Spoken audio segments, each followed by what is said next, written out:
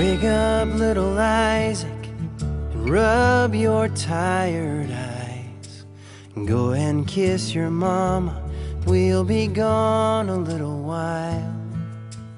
Come and walk beside me, come and hold your Esta imagen que corresponde por supuesto con la maqueta, y lo primero que vemos entonces, ¿dónde está el hombre? ¿De dónde accede el hombre?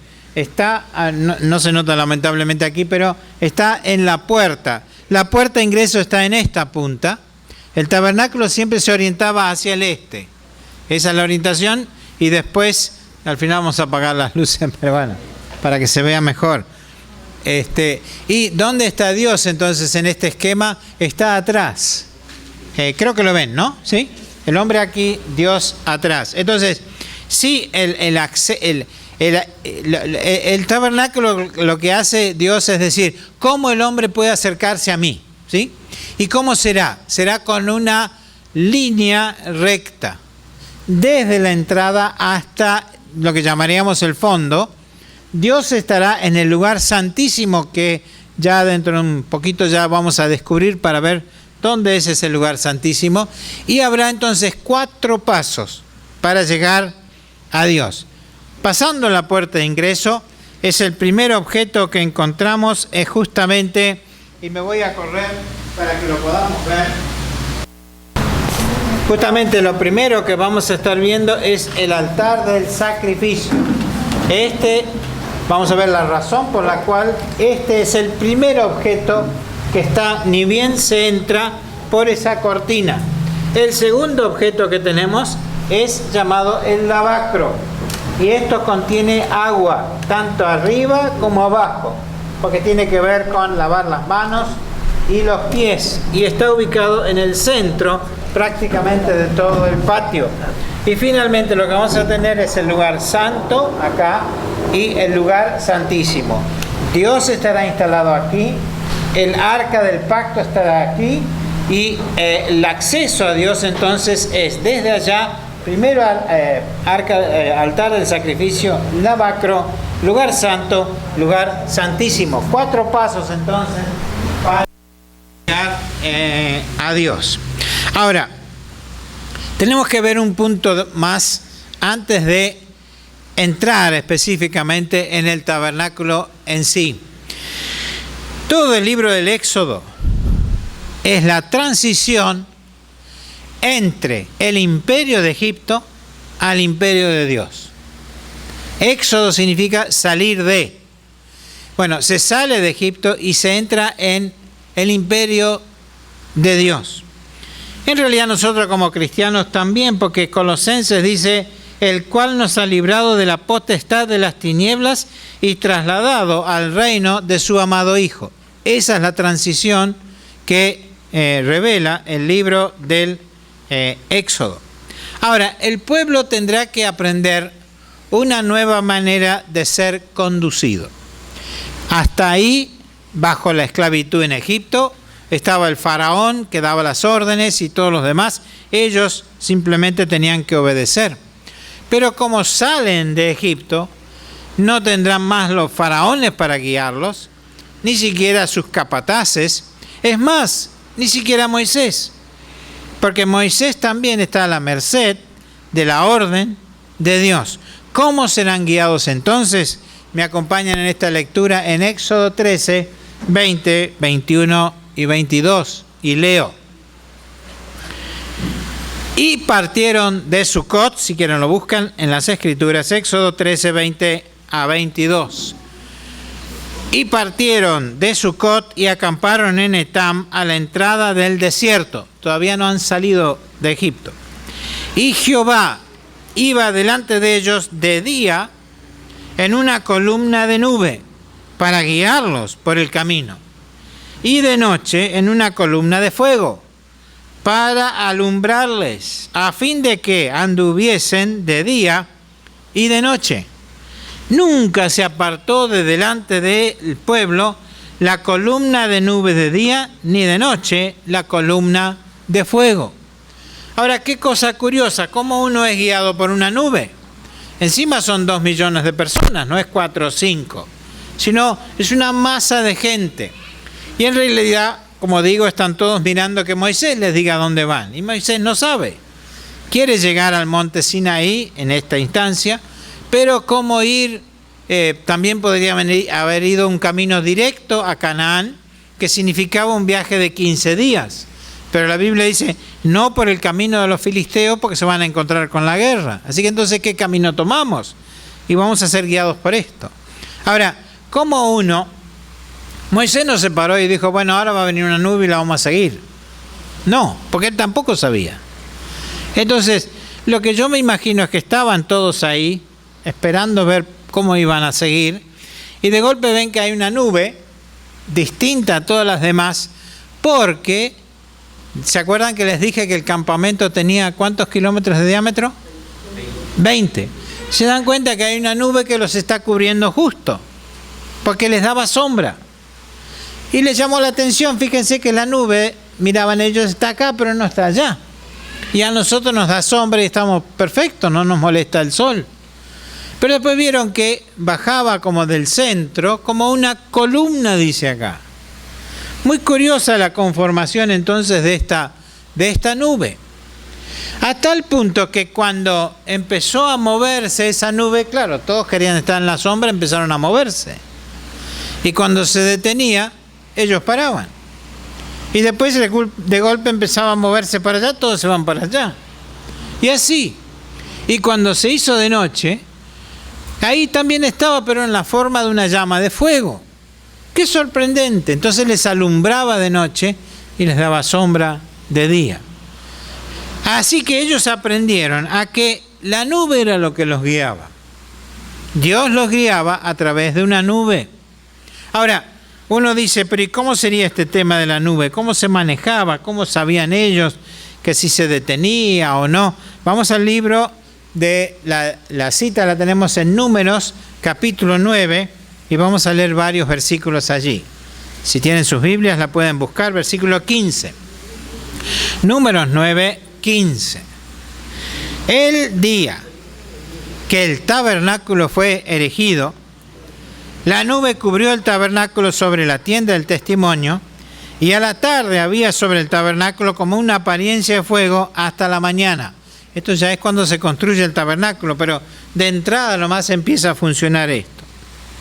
Así era continuamente, la nube lo cubría de día y de noche la apariencia de fuego. Vamos a versículo 18.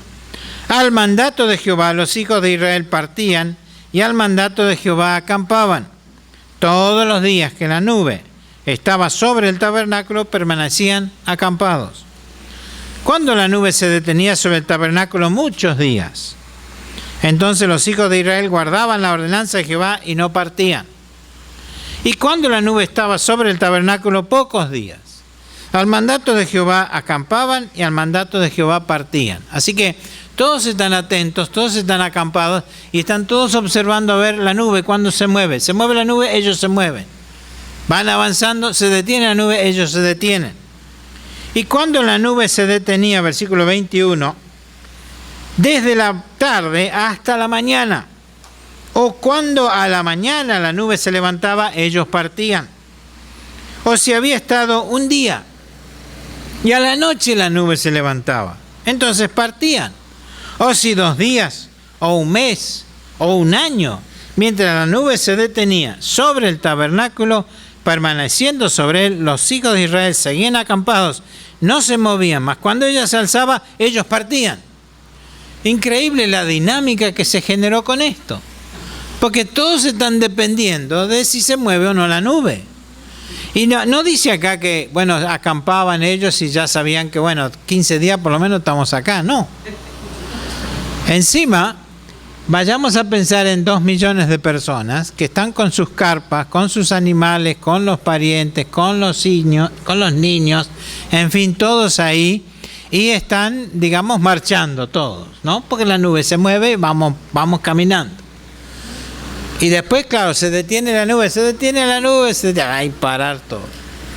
¿Y dónde está el este? Y está por allá el este. Bien, los que van a colocar el tabernáculo ven dónde está la nube. Aquí va el lugar santísimo, porque esa es la presencia de Dios. De ahí al este, y ustedes ya saben dónde tienen que acampar. Las 12 tribus se distribuían en este enorme campamento, sabían exactamente. Y cuando llegan, entonces dicen, ¿dónde nosotros montar acá? Muy bien, empezamos y clavamos todas las estacas y levantamos la carpita y armamos todo, y los animalitos hay que llevarlos a tomar agua, y los chicos se van con el vecino. ¿Por cuánto tiempo? No saben.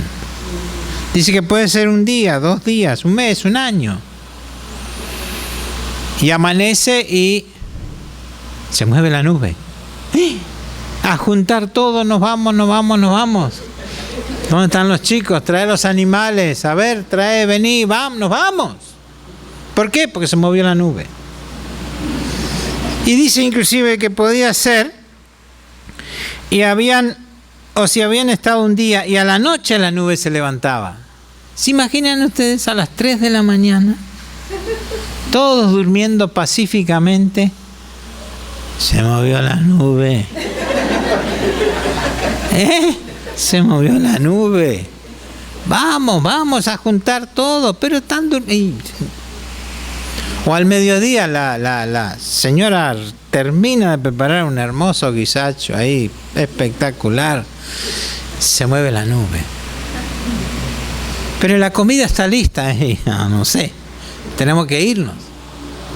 No hay nada más importante que el movimiento de la nube. Nada. Para este pueblo aprendió eso. Por eso es un Dios dinámico para ellos. Y hoy, ¿qué mueve a la iglesia? El Espíritu de Dios, que es tan visible como la nube casi, o tan imprevisible como la nube. No hay nada más importante que el movimiento del Espíritu de Dios en nuestros corazones, en la iglesia, y nos mantiene en movimiento. De nada sirve que seamos cristianos o iglesias estáticas. ¿Qué pasaba si este pueblo de golpe decía, bueno, basta de andar y andar, nosotros vamos a hacer nuestra ciudad acá? Elim era un lindo lugar, podrían haber acampado ahí. Y vamos a construir un muro grande y poderoso y fuerte, y nos vamos a trincherar acá en el desierto, y vamos a estar firmes acá, y los hubieran eliminado las tribus del desierto. No construyamos muros.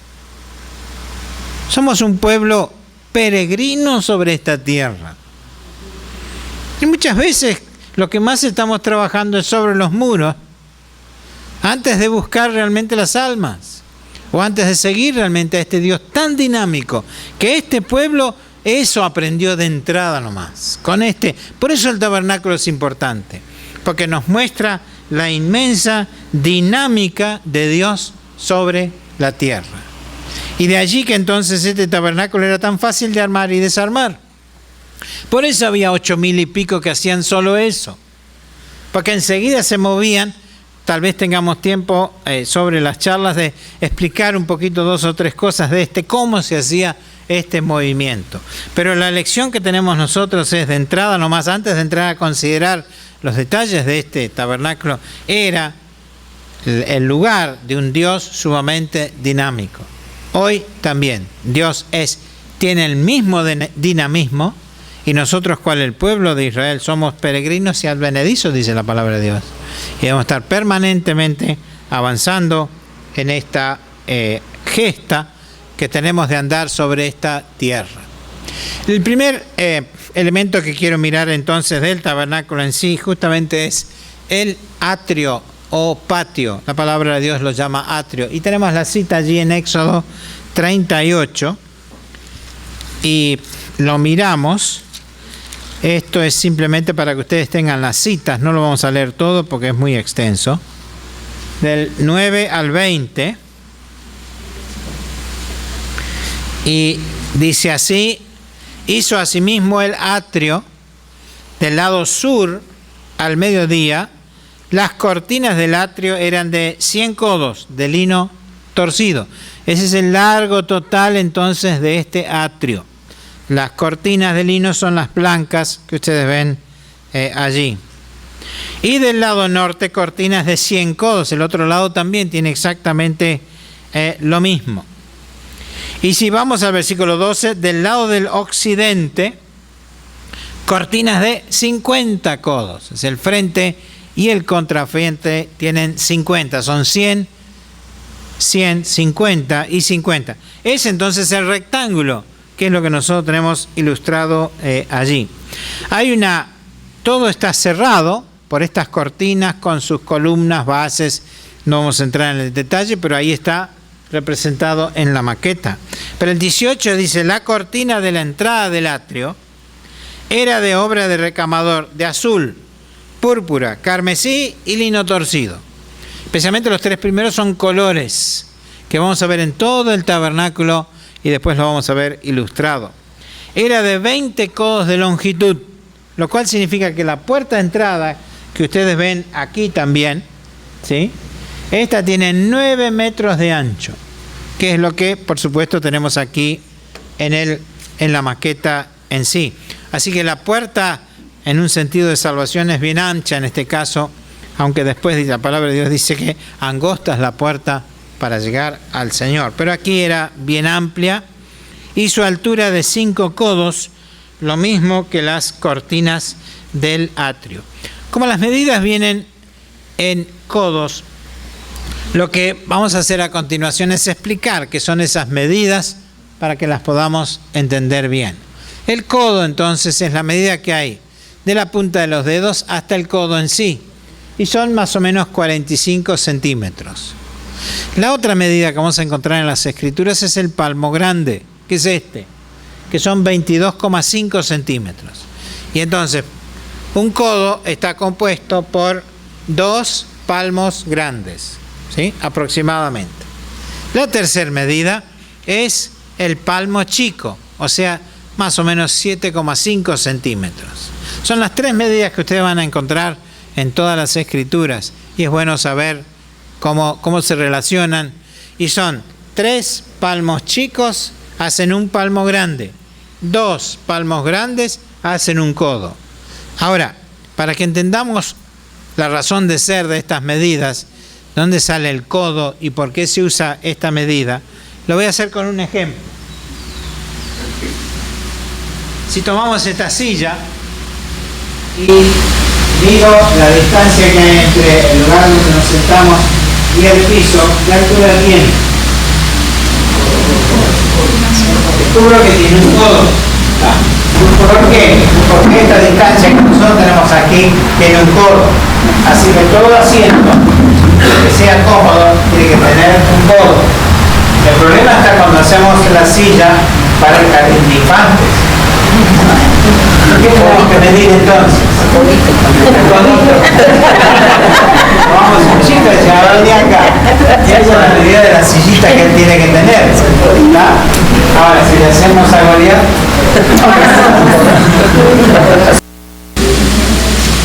le va a salir más caro porque es más grande. Pero esa es la lógica del sistema. Toda silla, todo asiento tiene un codo de alto. Pero la medida, por eso van a haber varias medidas de codo en la Biblia. Pero tomen 45 centímetros, es una buena medida general, y con eso se ha hecho, por ejemplo, esta maqueta. Las Biblias más nuevas o populares ya tienen las medidas en metros, pero para que ustedes sepan bien, de allí salen esas medidas. Avanzamos. Ahí está. Y se acuerda que dijimos los colores. Bien. Y aquí tenemos representados los colores y que simbolizarían. Y tenemos el azul, que lo vemos en las distintas partes de este tabernáculo. Azul, que representaría el cielo, la morada de Dios. Púrpura siempre es un color de realeza. En cualquier cultura, el púrpura ha sido un color difícil de producir porque es la combinación de rojo y azul. Y siempre es un color de autoridad o de realeza. Era un color muy preciado por las autoridades romanas, por ejemplo. Así que aún en el Nuevo Testamento te implica esa misma cosa. El carmesí es rojo y nos habla de sangre. Después vamos a ver la enorme importancia que tiene la sangre justamente en este pacto que Dios hace. Y el lino lo asemejamos porque es blanco a la pureza. pero sería la tela base sobre la cual ellos trabajaban. Ahí tenemos los distintos colores, pero en sí estos iban trabajados de esta manera, en telares. Por lo tanto, eran hilos de estos colores que se entrelazaban entre sí y se producían estas telas en los telares. Estas son fotos de telares que están en los museos de Israel. Así que efectivamente estamos hablando de lo que se utilizaba en estas épocas. Lógicamente son como telares de cualquier lado. Todas las culturas tienen mucho de trabajo de telar, y ponchos y distintos objetos son fabricados o eran fabricados en este tipo de telares. Así que este trabajo específicamente estaba en manos de las mujeres, las que entonces tejían y cosían todo este tipo de cosas. Ahí tenemos el cerco, el atrio o patio, que define entonces un sector que está limitado en su ingreso a las personas, pero a su vez, en última instancia, también son cortinas, así que tampoco es un gran secreto lo que está allí adentro. Pero lo que vamos a hacer ahora es introducirnos en el patio o el atrio, y como dije, el primer objeto que encontramos allí es el altar del sacrificio, también llamado altar de bronce. Y la descripción está en los primeros 7 versículos del capítulo 38. Y leo una parte. Igualmente hizo de madera de acacia el altar del holocausto, su longitud de 5 codos y su anchura de otros 5 codos, cuadrado, y de 3 codos su altura. Estas son las dimensiones entonces que efectivamente está representado aquí en la maqueta. Ahora, ¿qué función cumplía este altar de bronce? Y para ello, y nos sorprende que sea lo primero que encontramos, la razón de ser de este altar de bronce son este pacto o contrato con Dios. ¿Se acuerda que les dije? Ellos se le había leído la ley, la habían aceptado, y ellos ahora ¿qué tenían que hacer? Obedecer esa ley, cumplirla. Si la cumplían, Dios los bendecía. Ahora, ¿qué pasa si no la cumplen? Dios no los bendice. Bien, entonces todo el pueblo estaba sujeto a este principio. Y a veces podemos llegar a preguntarnos, decimos, bueno, un campamento tan extenso, 20 kilómetros, y nos habla del lugar santísimo, del lugar santo, bueno, después del atrio, y decimos, ¿será que afuera no era santo? Porque uno dice, santo era aquello adentro, pero y afuera, y entramos a dudar y decimos, y el que estaba a 10 kilómetros era menos santo que el que estaba más cerca, y el campamento era realmente santo. Y entonces tenemos una lectura que quiero que la busquen, Levítico 20:26. A ver si alguien la encuentra y la lee con voz fuerte, ¿sí? 20:26 de Levítico. A ver. Habéis pues Sí. de serme santos, porque yo Jehová soy santo. Yo sé apartado de los pueblos para que seáis míos. Muy bien. Entonces, ¿quiénes son santos en el pueblo de Israel? O en este campamento. ¿Algunos o todos? Todos. ¿Y por qué son santos? ¿Porque son buenos? No. Son santos porque yo soy santo, dice Dios. ¿Está? Los ha colocado en una posición de santos. Esto quiere decir que lo que Dios realmente está queriendo hacer es, frente a todos los otros pueblos, Él ha elegido un pueblo. Y son santos porque Dios es santo. Y Él quiere mantener esa santidad en su pueblo. Ahora bien, también otra escritura nos dice que la paga del pecado es, ¿qué cosa? La muerte. Entonces, si hay pecado, pecado significa cuando yo desobedezco a Dios, me desengancho de esa vinculación que tengo con Dios, y para colmo me produce la muerte, que es lo que ya se le dijo a Adán y Eva al principio, ¿sí? Moriréis, y van a morir. Entonces la paga del pecado es la muerte. Ahora, otro versículo bíblico nos dice que sin derramamiento de sangre no hay remisión de pecados. Bien, quiere decir que si hemos pecado, tiene que derramarse sangre, es así. Muy bien. Y uno dice, bueno, ¿qué sangre? ¿Sangre de qué? ¿Sangre de quién? Y lo primero que podemos decir es sangre del que pecó, porque él es el que se desconectó de Dios. Eso es lo que todas las culturas dicen. Hemos estado visitando algunas cosas ahí en Trujillo, de las culturas anteriores, inclusive antes de los incas. Ellos también derramaban sangre. ¿Por qué? Porque los dioses estaban enojados, y cualquier cultura que uno va, esos pueblos dicen, los dioses se enojaron, nosotros tenemos que derramar sangre. Pero ellos agarran y capturan a algún enemigo y lo matan a él. Entonces es la sangre de él. O agarran a algún otro o algunas personas de su propia comunidad y los matan a ellos. Algunos mataban a los niños para apaciguar el enojo de los dioses. Entonces todas las culturas hacen suyos estos, sin derramamiento de sangre no hay remisión de pecados. No es una gran novedad esa. A tal punto que vamos a un ejemplo muy concreto que está en las Escrituras, y lo conocemos a Abraham, que Dios le promete descendencia como las estrellas del cielo y como la arena del mar, y no tiene hijos. Encima la esposa ya está mayor ya. Finalmente tienen un hijo, legítimo, digamos así, Isaac. ¿Y qué esperanzas hay hermosas en este hijo? Porque ahí es la descendencia. Y Dios un día le dice, Abraham, sí, ¿qué quieres? Dame tu hijo. Es el de la promesa.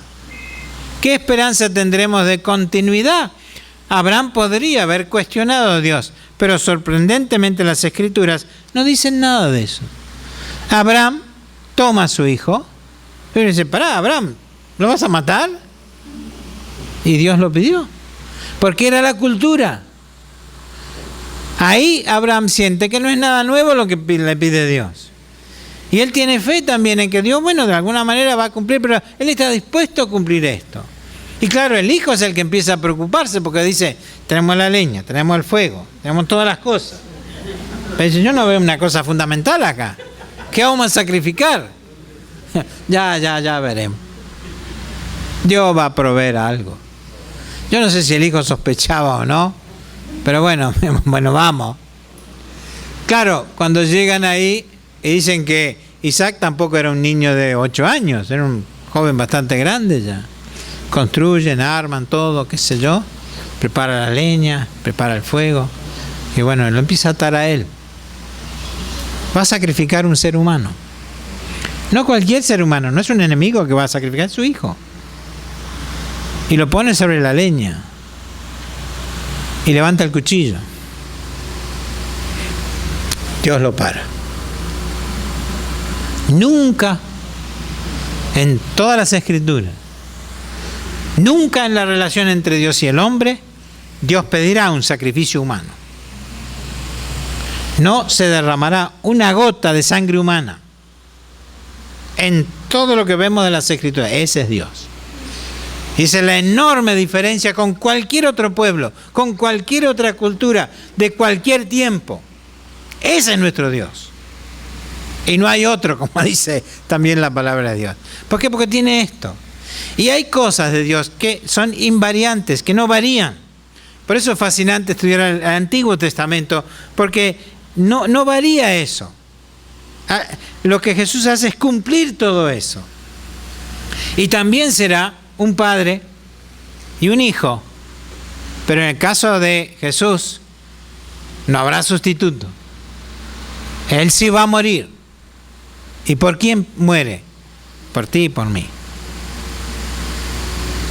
Por eso el antecedente de Abraham e Isaac es clave, porque de ahí, de ese momento en adelante, será el animal inocente sustituye la muerte del ser humano. Hay sustitución. Y uno dice, ¿y el animal qué culpa tiene? Y no tiene ninguna culpa. Es inocente. Sangre inocente se va a derramar por el culpable o el pecador, si quieren. Ese principio es inalterable y funciona a través de toda la Biblia. Su base, ¿dónde está? Allí en el Génesis, ya con Abraham e Isaac. Por lo tanto, entonces, cuando se comete pecado dentro del campamento, esa persona se desconecta de Dios. Tendría que morir, porque la paga del pecado es la muerte. Pero Dios entonces dice, no, morirá un animal en vez de la persona. Eso ya se ve en la Pascua. Dios va a pasar matando a todos los primogénitos. Pero dice, hay una sola manera de liberarse de esto. ¿Cuál es? Tendrán que tomar un cordero inocente, lo tendrán que matar, su sangre se pondrá sobre los postes y el dintel de la puerta mirando hacia afuera. Cuando venga el ángel de la muerte, en esa casa no habrá mortandad del primogénito. Y es curioso, porque todas las otras plagas, Dios hace distinción entre los egipcios y su pueblo. Granizaba, qué sé yo, entre los egipcios y no había ni siquiera una nube ahí en el sector de Israel. Pero en la última no es así. El mensaje se da a todos, egipcios o israelitas. El que cumple lo que Dios ha ordenado, su primogénito será salvo. Y para mí, saber y entender, muchos egipcios en realidad salvaron a sus hijos a través de esto. Son los primogénitos. Y ahí se hace masivo entonces esta actitud de que el animal muere en vez de la persona. Entonces estamos con lo que está sucediendo en todo este enorme campamento, con 2 millones de personas, y vamos entonces a ver lo que las Escrituras llaman como ofrendas o sacrificios. Y está en Levítico, y hay varios tipos de ofrendas. A ver. Ahí está. Una ofrenda es por el pecado. Ahora la vamos a ver en detalle. Esta la explico aquí, después no entramos en detalle. Expiación. Expiación era, no me alcanzaba lo que yo tenía, y entonces tenía que pedir prestado a mi vecino o a alguien alguna cosa que necesitaba. Me la da, pero yo después tengo que devolverle con el 20% de interés. Pero no solo tenía que devolverle con el 20% de interés, sino que tenía que tomar un animal e ir ¿a dónde? Al lugar del sacrificio. ¿Y por qué? Porque yo no estaba conforme con lo que Dios me había dado. Estaba viviendo con más de lo que Dios me daba. Y entonces tengo que efectivamente, si bien no está catalogado como un pecado, pero es como que tendría que estar conforme con lo que Dios me da. Este es el sacrificio por expiación. La otra es por paz, el sacrificio de paz. En ese caso no tengo problema con el pecado, tampoco tengo una deuda con nadie, pero quiero comer un cabrito, un animal con mis vecinos, familia, etc. Y quiero hacer una ofrenda de paz, entonces voy hasta ahí. Y ahí entonces el sacerdote me pregunta, ¿usted qué va a hacer con esto? Es una ofrenda de paz. Bueno, perfecto. Mata el animal, pero todo el animal, la grosura sale de adentro, la sacan, lo queman ahí, pero todo el animal será llevado de vuelta. Esa persona lleva a su carpa para compartir una comida con sus familiares. En los primeros 2 casos, el animal es matado, las entrañas se sacan, se pone en el altar de bronce, pero el animal entero queda para mantener a los levitas, que eran, como digo, 8,000 y pico, más los sacerdotes. O sea que los levitas vivían de las ofrendas del pueblo. Hoy los que sirven al Señor con toda su capacidad, todo su tiempo, viven de las ofrendas del pueblo de Dios. Nosotros somos misioneros, hemos salido hace unos años ya, no tenemos un sueldo, no tenemos una cosa así, sino que vivimos de las ofrendas del pueblo de Dios, ¿sí? Porque servimos al Señor. La que sigue se llama del holocausto. En este caso, no se hacía acá sino afuera del campamento y se quemaba íntegro el animal. O sea, no se beneficiaban los levitas, no se beneficiaba la persona a la que lo llevaba, era algo que se entregaba todo al Señor, a Dios. La ofrenda del holocausto es el máximo precio que podemos dar a Dios. Nuestra vida, el pecado se resuelve con la muerte del Señor Jesucristo. Las deudas las tratamos de pagar. Paz es la ofrenda que damos los domingos a la mañana en la cena del Señor, la colecta. Eso es una ofrenda de paz. ¿Y el holocausto? Llega un momento en nuestra vida en que nosotros decimos, Señor, toma todo. No pido nada a cambio. Muchas veces dicen, vamos a hacer esto, aquello para el Señor, para que nos dé prosperidad, para que nos dé salud, para que nos dé otra cosa, lo que sea. No, nada. Señor, no me des nada. Yo te doy todo. Ese es holocausto. Es el máxima ofrenda que hoy el creyente puede dar. Es un momento liberador, yo diría, ¿no? Cuando decimos, Señor, toma todo. Esa es mi vida. Está en el altar del sacrificio. Vamos a definir un poquito entonces, entrando en el tema de la ofrenda por el pecado o el sacrificio por el pecado.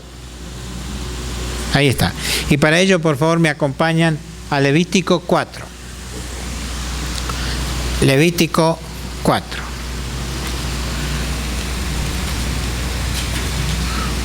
Unos minutos más y también vamos a hacer un corte.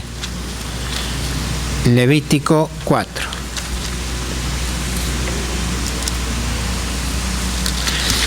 Todo este capítulo habla de las ofrendas por el pecado.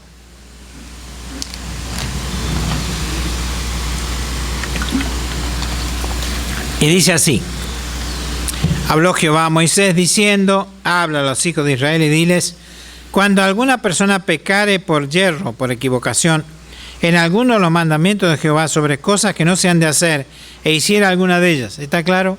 Pecar es no hacer lo que Dios manda. Y entonces ahora, claro, si el sacerdote ungido pecare, o sea, empezamos con las máximas autoridades. Pero un sacerdote va a pecar, sí, señor, y ahí está. Si este sacerdote peca, entonces él ofrecerá un becerro, en este caso un animal inocente nuevamente. Ahora, solo el sumo el sacerdote, no, vamos al 13. Si toda la congregación de Israel hubiere pecado, o sea, un pecado colectivo de todos, bien, ahí también habrá que hacer sacrificios. Versículo 22.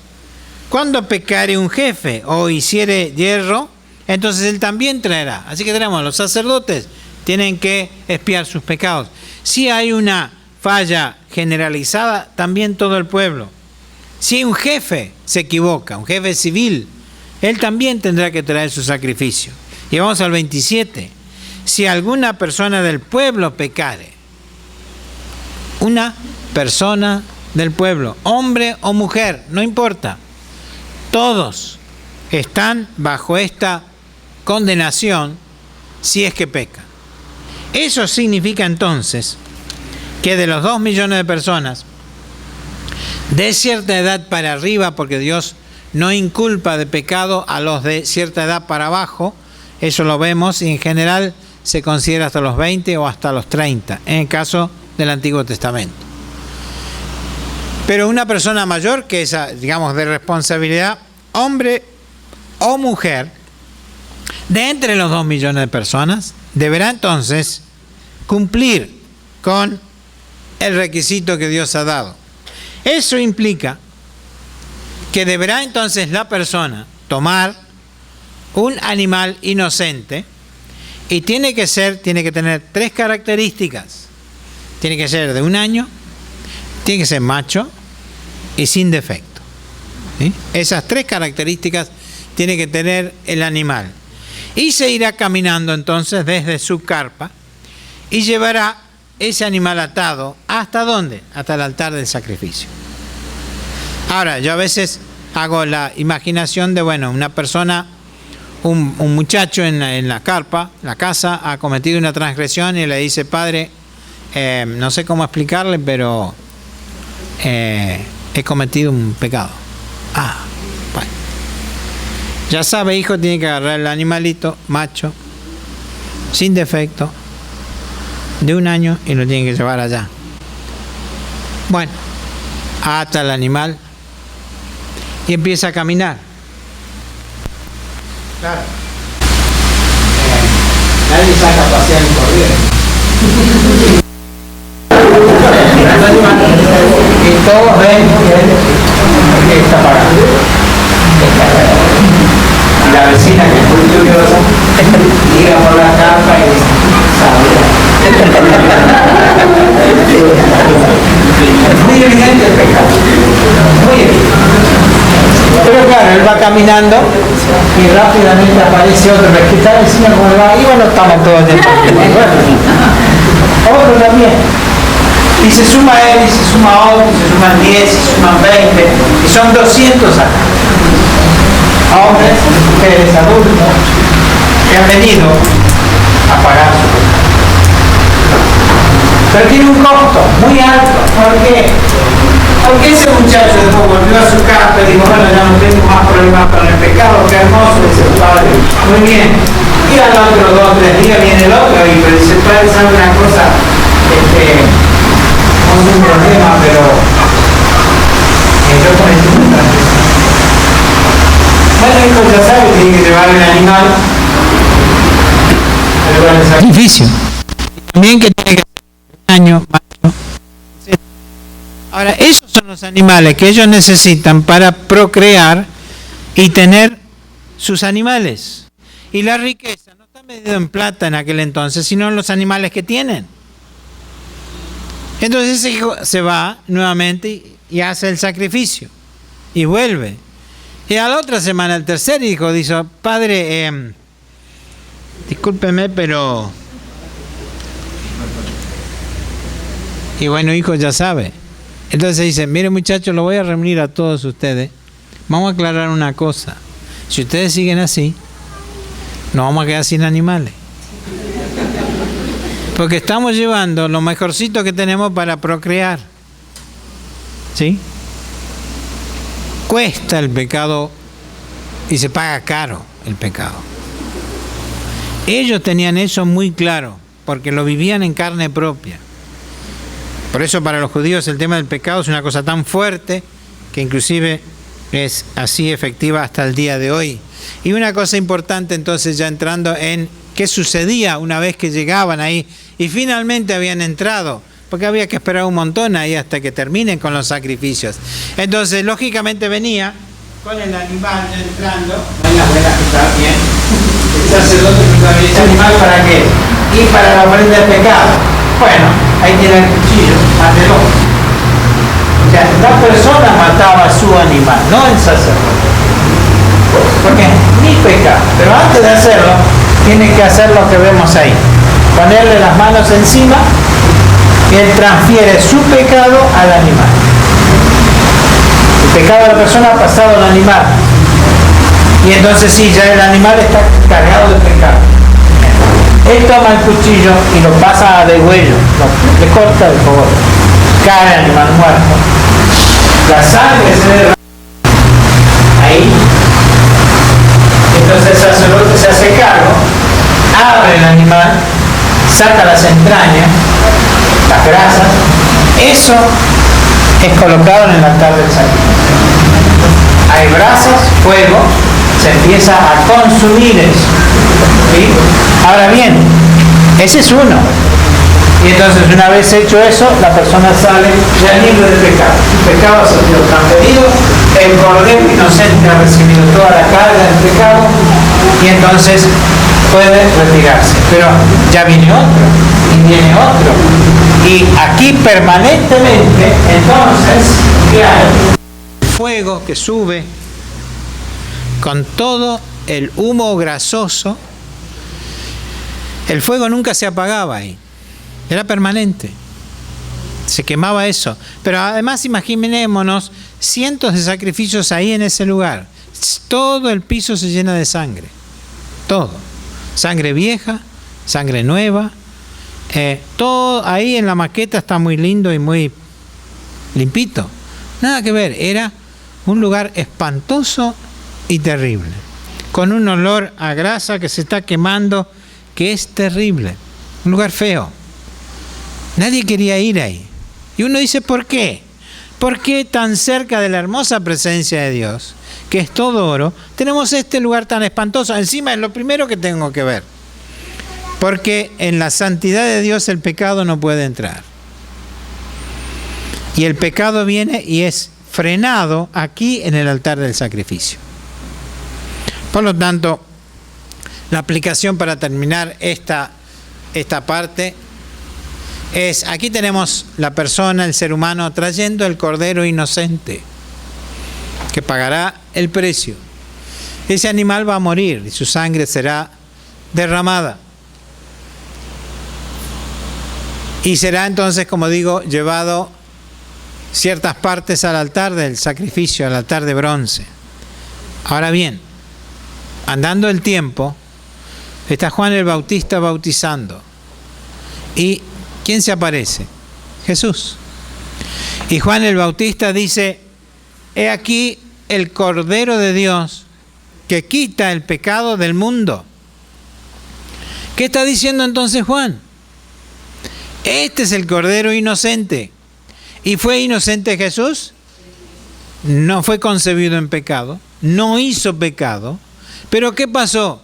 ¿Qué cargó Dios en él? Él cargó el pecado de todos nosotros. Es como si toda la humanidad pone su mano sobre él y transfiere nuestro pecado a este, que además es inocente. Pero Dios le hizo pecado por nosotros. Por eso, entonces, lo que tenemos en el altar del sacrificio, ¿qué es? El lugar de la cruz.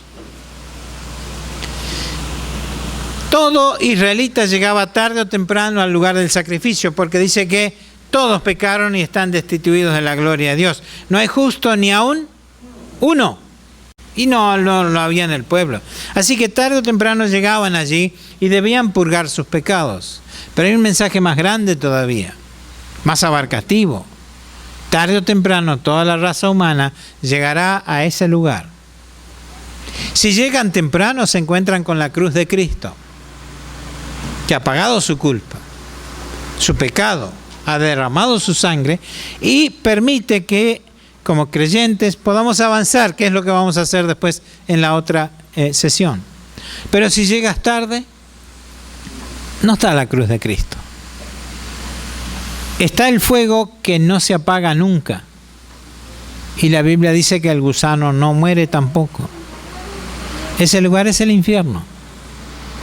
Por lo tanto, el altar de sacrificio representa no solo la cruz de Cristo, sino también el infierno. El lugar de tormento eterno para aquellos que rechazan este mensaje de salvación. Y en la cruz de Cristo se producen dos posibilidades que se dan con los dos ladrones que están. Uno que rechaza a Jesús, el otro que le acepta. Y el que le acepta a Jesús le dice, hoy estarás conmigo, ¿dónde? En el paraíso, en el cielo. El otro no le dice, pero sabemos bien, su destino es el infierno. Toda la raza humana puede decidir a dónde va, porque se encuentra con la cruz de Cristo.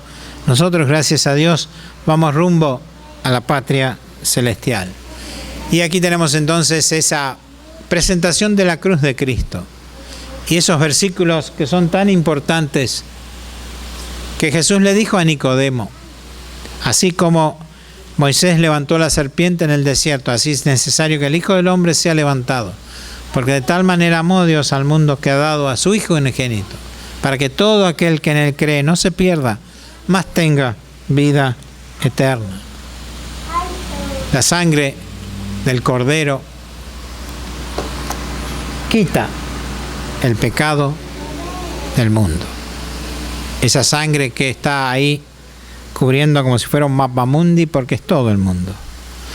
Todo el mundo debe llegar el mensaje del Evangelio. Paramos aquí, hacemos un descanso nuevamente y luego seguimos. Wake up, little Isaac, and rub your tired eyes. Go and kiss your mama, we'll be gone a little while. Come and walk beside me, come and hold your papa's hand.